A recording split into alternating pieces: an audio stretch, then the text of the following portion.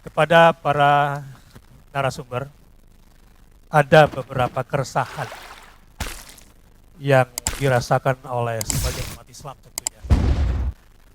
Misalnya kasus yang mengusik rasa ketidakadilan dari masyarakat sebagian muslim dari pihak rezim saat ini.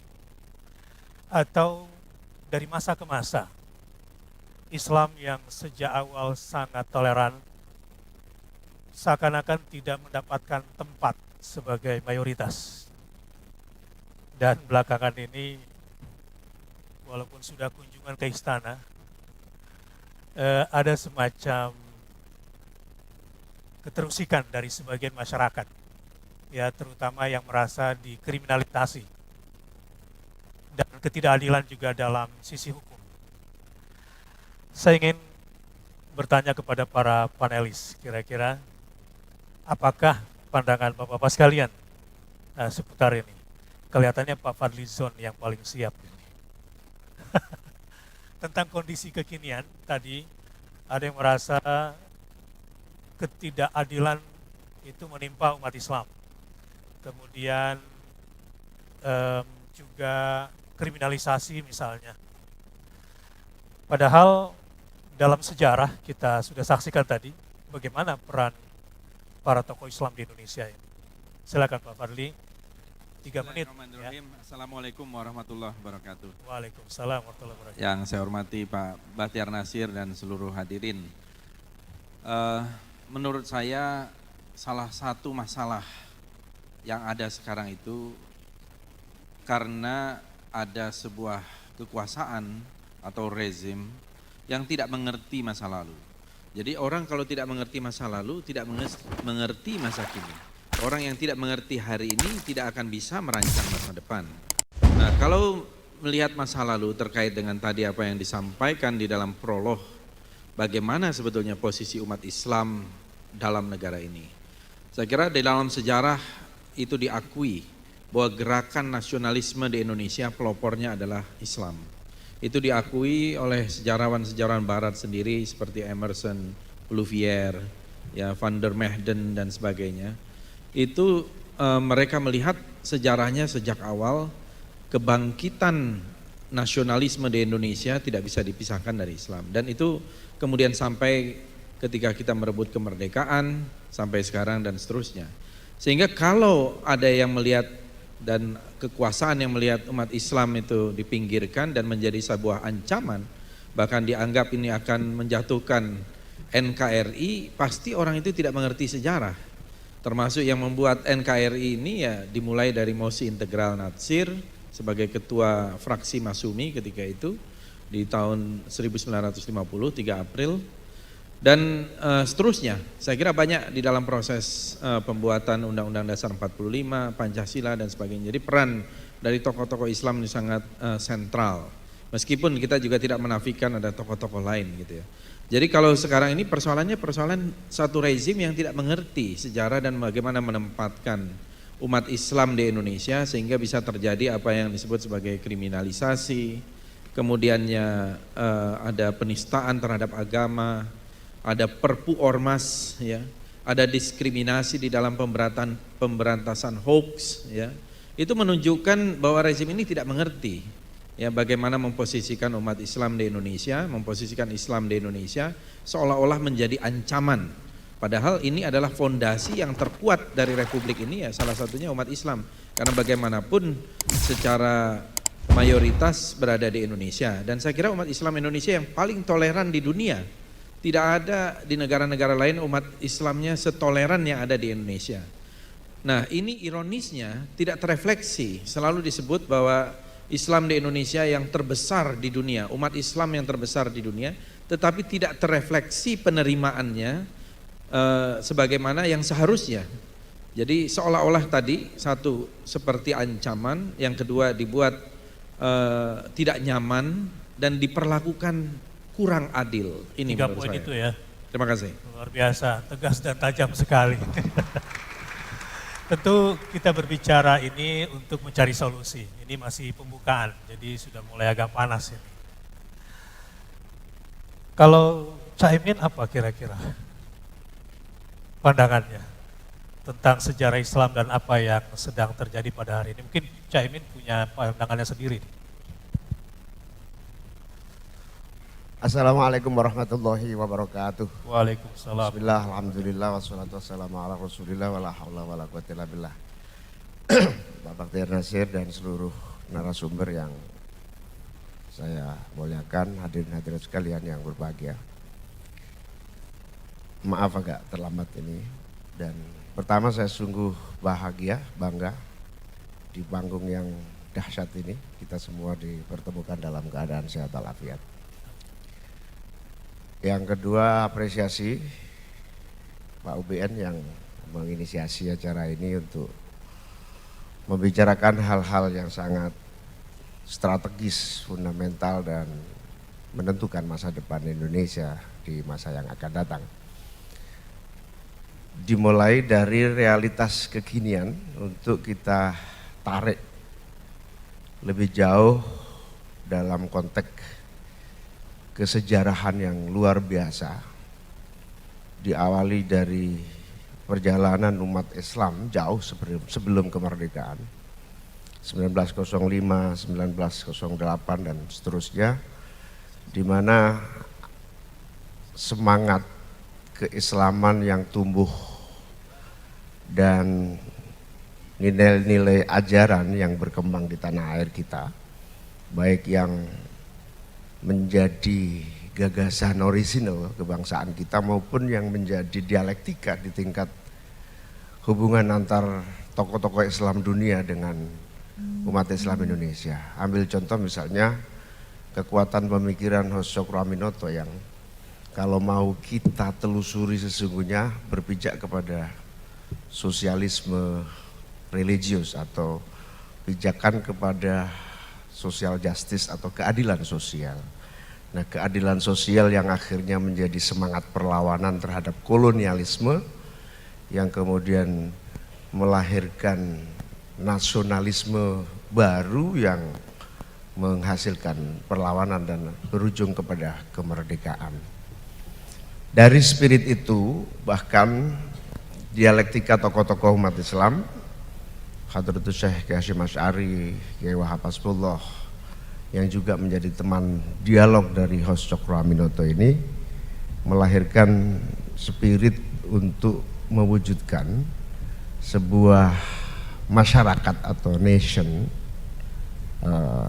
sebelum menjadi Indonesia, nation state, yaitu sebuah keadaan di mana keadilan menjadi pijakan utamanya.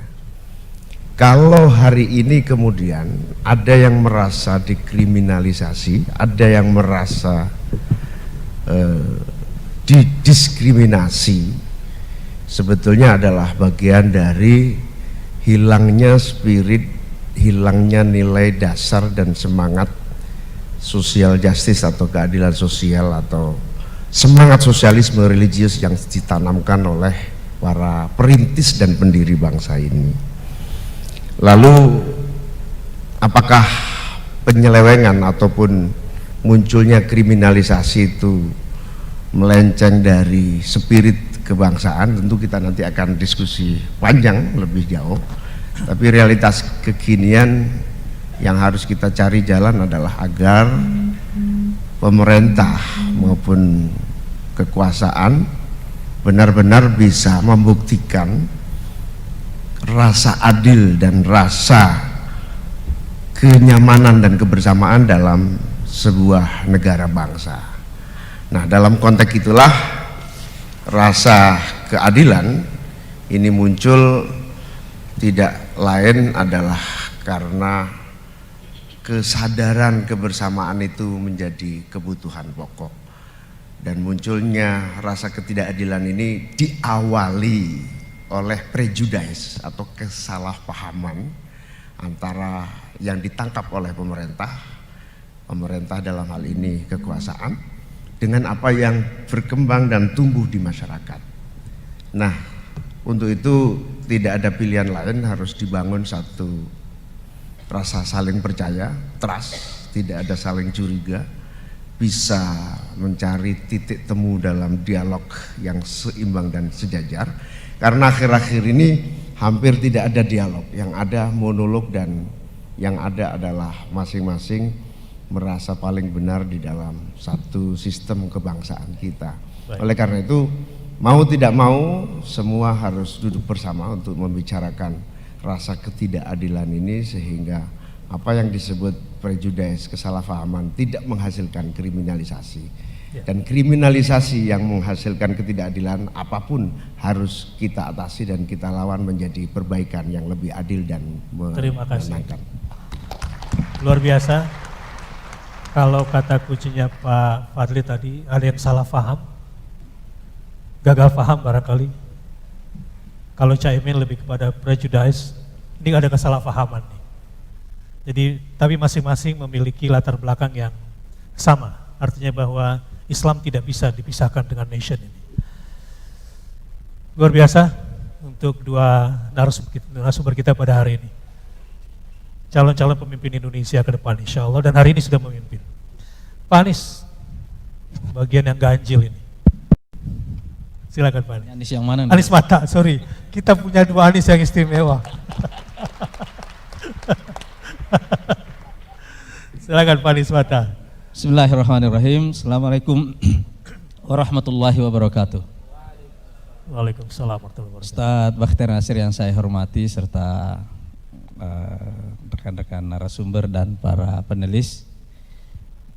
Saya ingin menyederhanakan persoalan kita ini dalam pendekatan sistem. Tapi saya ingin menggunakan metafor begini. Bangsa Indonesia ini ibaratnya adalah satu mobil besar. Oke, trailer lah kira-kira. Yang cc-nya besar. Sayangnya mobil ini jalannya di jalur lambat. Oh, salah di jalur. jalur lambat itu banyak polisi tidur. Dan setelah itu macet pula. Oh. Kemudian penumpang mobil itu adalah umat. Karena kita adalah mayoritas di Republik ini. Perlahan-lahan satu dua orang dari umat itu saling bertanya, ini sebenarnya kita mau kemana ini? Oh. Ini mobil mau kemana ini mobil nih? Sudah jalannya lambat, goyang terus. Lama-lama pembicaraan jadi meluas di antara ini mau kemana? Akhirnya orang bertanya sama Pak Supir, Pak Supir ini mobil mau kemana? Berarti bus nih ya? Nah, ini mobil mau kemana Pak Supir? Kata Pak Supir, udah kalian diam saja gitu loh. Kalian tidak perlu tanya kita mau kemana. Oh. Tapi karena makin sering orang bertanya, akhirnya Pak Supirnya marah. Ini penumpang cerewet benar ini penumpang gitu loh. Sudah tidak usah tanya itu loh. Mau kemana ini mobil bukan urusan kalian. Oh. Jadi ini ada persoalan antara supir dan penumpang. Cuma masalahnya sopirnya tahu nggak sih mau kemana? Itu dia masalahnya. Jadi sopirnya tidak tahu ini mobil mau dibawa kemana. Ketika penumpangnya protes, yang dimarahi justru penumpangnya gitu loh. Jadi saya kira kalau kita bertanya tentang apa masalah kita di Indonesia, inilah paradoks terbesarnya, bahwa mobil besar ini berjalan di jalur lambat yang banyak polisi tidurnya, macet pula. Seharusnya, dan ini arahnya tidak jelas mau kemana. Karena itu yang kita perlukan dua. Ilustrasi polisi tidur, ini apa kira-kira ya? Hah? Ilustrasi polisi tidur ini adalah masalah yang kita hadapi di jalur lambat itu. Oh. Kemacetan itu adalah tanda bahwa kita tidak tahu arah.